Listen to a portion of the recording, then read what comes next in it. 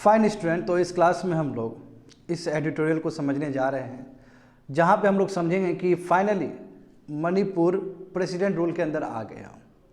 हालांकि जानते हो 2023 से ही मणिपुर में एथनिक वायलेंस देखा जा रहा है और लगभग 20 मंथ कंप्लीट होने के बावजूद भी एक सलूशन नहीं मिल पाया। तो वहाँ का जो सीएम है बीरेन्द्र सिंह, उन्होंने इस्तीफ़ा दिया और फिर लगा कि जो भी पार्टी है उसके पास नेक्स्ट सक्सेसर सही नहीं है, मतलब नेक्स्ट सक्सेसर का जो ऑप्शन होना चाहिए वो ऑप्शन नहीं समझ में आ रहा था। तो इसीलिए मणिपुर में प्रेसिडेंट रूल लगा दिया गया। तो इस क्लास में हम लोग समझेंगे कि जो प्रेसिडेंट रूल है उसमें कौन से आर्टिकल इन्वॉल्व है, भारत में अभी तक कितना बार प्रेसिडेंट रूल लगा है और प्रेसिडेंट रूल को लेके सुप्रीम कोर्ट का क्या अपना ओपिनियन है। तो सभी चीज़ समझेंगे और बहुत ही इंपॉर्टेंट एडिटोरियल है खासकर पॉलिटी को समझने के लिए।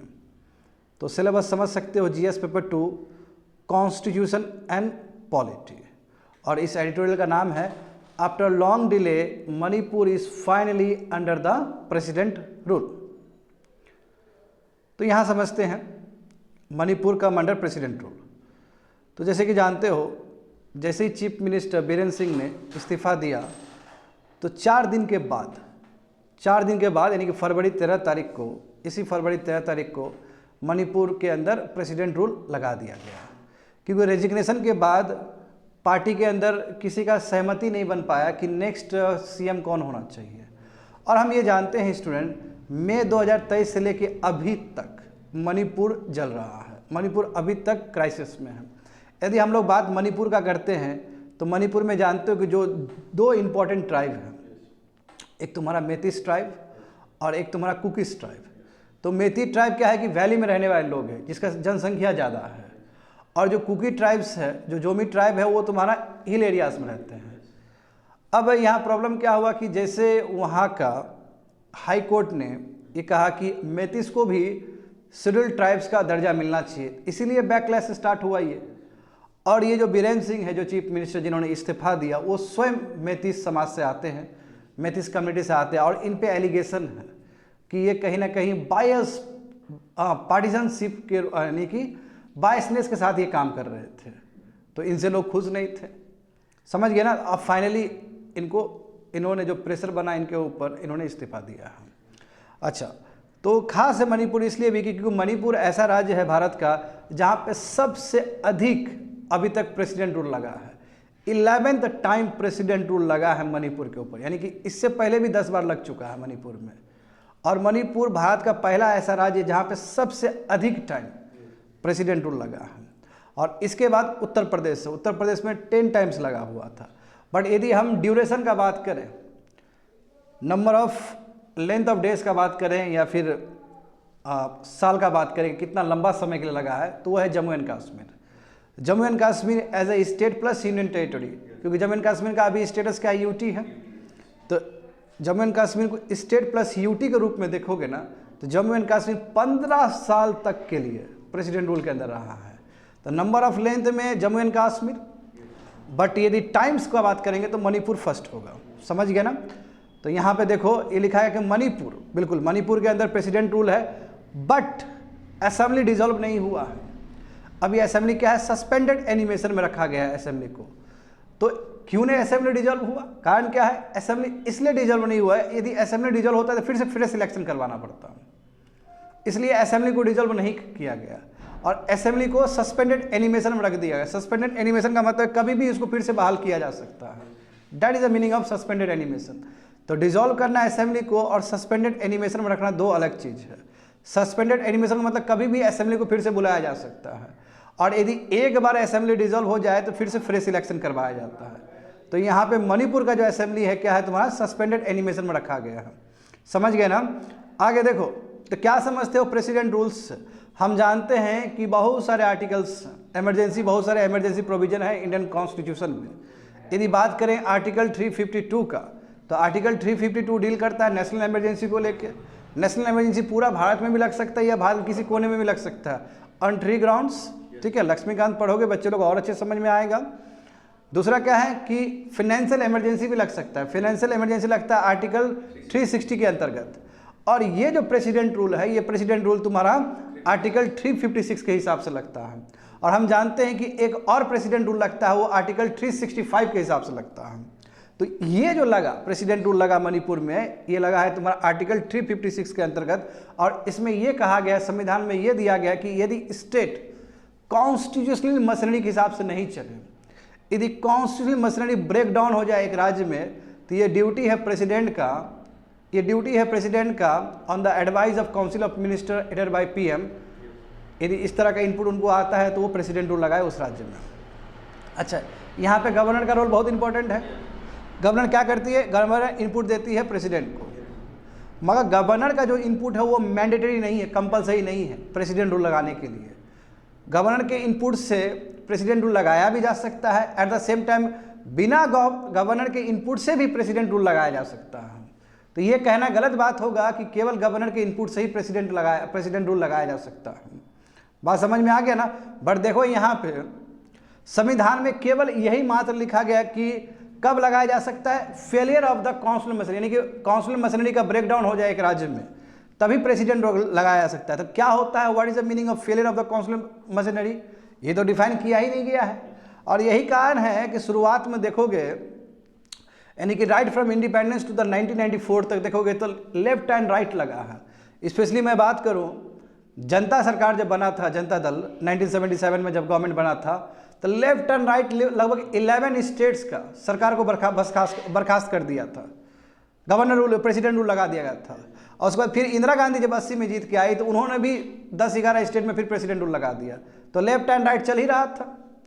मगर thanks to 1994 SR Bombay judgment case, जहां पे सुप्रीम कोर्ट ने कैटेगरिकली बता दिया कि ये सब कॉज होना चाहिए प्रेसिडेंट रूल लगाने के लिए, आप left and right president rule नहीं लगा सकते हो किसी भी राज्य में। तो thanks to SR Bombay judgment case, वहाँ के बाद परिस्थिति ठीक हुआ है। रिसेंट टाइम में भी उत्तराखंड और अरुणाचल प्रदेश में भी लगाने का प्रयास किया गया था, मगर सुप्रीम कोर्ट ने पूरी तरीके से उसको वो कर दिया, हटा दिया उसको।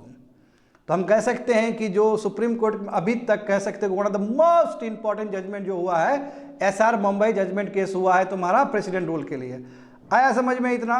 तो यहाँ पे देखो क्या लिखा गया है, आर्टिकल 356 को लगाया जा सकता है यदि किसी भी स्टेट में कॉन्स्टिट्यूशनल मशीनरी का ब्रेकडाउन हो गया या फेलियर हो गया। हाँ, based on the report of state governor के इनपुट से या फिर दूसरे सोर्स से भी हो सकता है। अच्छा, जब प्रेसिडेंट ये प्रोक्लेमेशन करती है, जब प्रेसिडेंट रूल लगाती है, तो हमेशा जो प्रेसिडेंट होगी अपने मन से नहीं करेगी, council of minister head by PM, ठीक है, उनके एडवाइस से होगा। समझ गए ना? हाँ। अच्छा, जब कभी भी राज्य में जब प्रेसिडेंट रूल लगता है तो जो एग्जीक्यूटिव पावर है स्टेट का, वो ट्रांसफर हो जाएगा तुम्हारा यूनियन एग्जीक्यूटिव पावर में।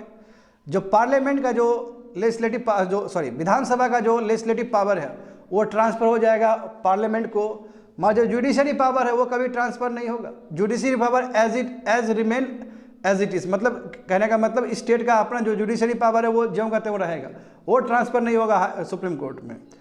तो हाई कोर्ट का जो अपना जुडिशरी पावर है वो एज इट इज रहेगा प्रेसिडेंट रूल के टाइम में भी। बस जो एग्जीक्यूटिव पावर है तुम्हारा जो स्टेट का, वो तुम्हारा यूनियन गवर्नमेंट का एग्जीक्यूटिव पावर के अंदर चला जाएगा। जो लेजिस्लेटिव पावर है असेंबली का, वो लेजिस्लेटिव पावर पार्लियामेंट के अंदर चला जाएगा, बट जुडिशरी का पावर एज रिमेन सेम रहेगा। इसलिए लिखा गया है president can not assume any of the powers vested in high court. High court का जो पावर है, जुडिशरी का जो पावर है, वो एज इफ सेम रहेगा even in the case of president rule also. अच्छा, जब प्रेसिडेंट रूल लगाया जाता है तो प्रॉपर तरीका है, प्रोसीजर है।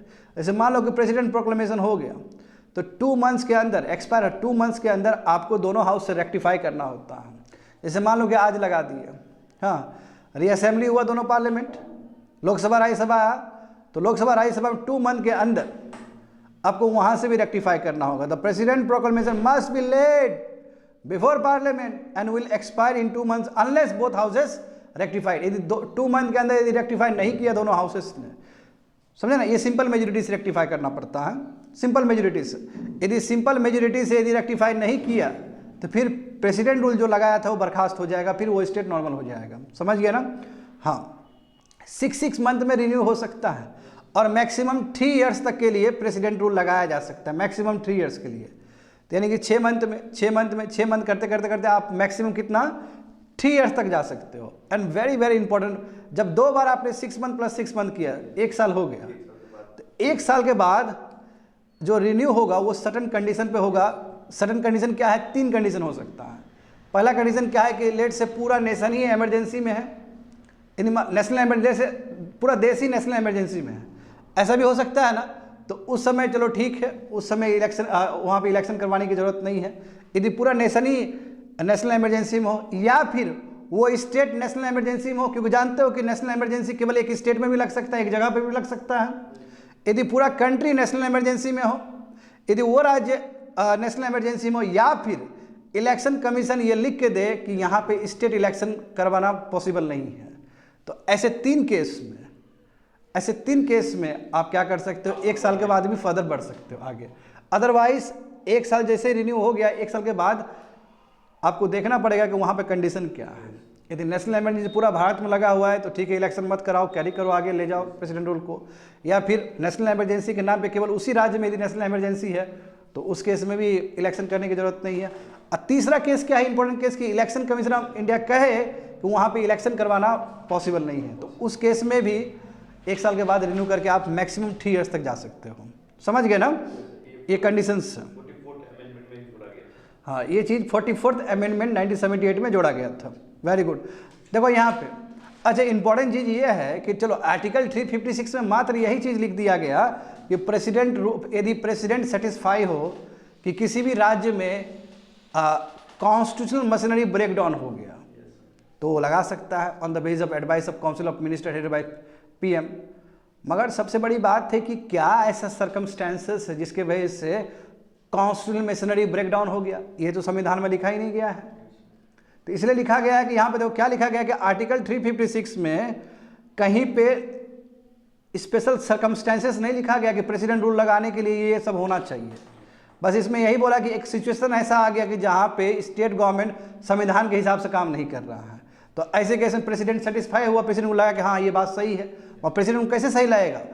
By the inputs of council of minister headed by PM, या फिर जो गवर्नर का इनपुट आया और गवर्नर का इनपुट से council of minister headed by PM का भी सहमति है, तो उस केस में तो ये तो बहुत बड़ा वेगनेस हो गया यहाँ से।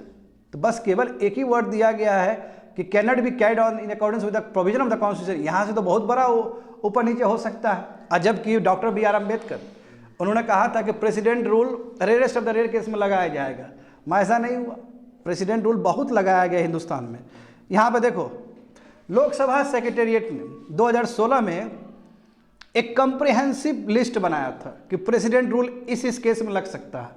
अच्छा, ये लोकसभा सेक्रेटेरिएट का है, जो ही नहीं कि ये चीज़ करेक्ट हो, वो लोकसभा का सेक्रेटेरिएट का ये अपना लिस्ट है। क्योंकि यदि तुम एसआर बॉम्बे जजमेंट का केस देखोगे तो बहुत सारी चीज़ मैच नहीं करता है। जैसे 2016 में ये लिस्ट तैयार किया गया था, इसमें बोला गया था कि प्रेसिडेंट रूल इस सर्कमस्टेंसेस में लगाया जा सकता है। एग्जाम्पल देखो, यदि मिलिटेंसी या लॉ ऑर्डर का प्रॉब्लम आ गया, जैसे इंसर्जेंसी का प्रॉब्लम होता है नॉर्थ ईस्ट में, यदि उस तरह का प्रॉब्लम हुआ, यदि लॉ एंड ऑर्डर में कोई प्रॉब्लम हुआ तो उस केस में लगाया जा सकता है ना। मान लो कि डिफेक्शन, एमएलए का डिफेक्शन हो गया, उस केस में लगाया जा सकता है। यदि मान लो कोलिशन ब्रेकअप हो गया और कोई सरकार बनाने के पोजीशन में है ही नहीं, नो कॉन्फिडेंस मोशन पास हो गया और सरकार बनाने के पोजीशन में है ही नहीं दूसरा कोई, तो उस समय भी प्रेसिडेंट लगाया जा सकता है, प्रेसिडेंट रूल लगाया जा सकता है। मान लो कि चीफ मिनिस्टर का रेजिग्नेशन हो गया, हाँ, absence of legislature in newly formed state, यानी कि मान लो कि नया जब राज्य बना वहाँ पे तुम्हारा लेजिस्लेचर ही नहीं है, तो उस केस में भी लगाया जा सकता है। या फिर इनस्टेबिलिटी के वजह से, है ना, यानी कि पब्लिक एजिटेशन हुआ जिसकी वजह से इनस्टेबिलिटी आ गया राज्य में, तो उस केस में भी लगाया जा सकता है। तो ये सब चीज़ है, बट ये चीज़ सैक्रोसेंट नहीं है, ये बस लोकसभा सेक्रेटेरिएट का अपना लिस्ट है।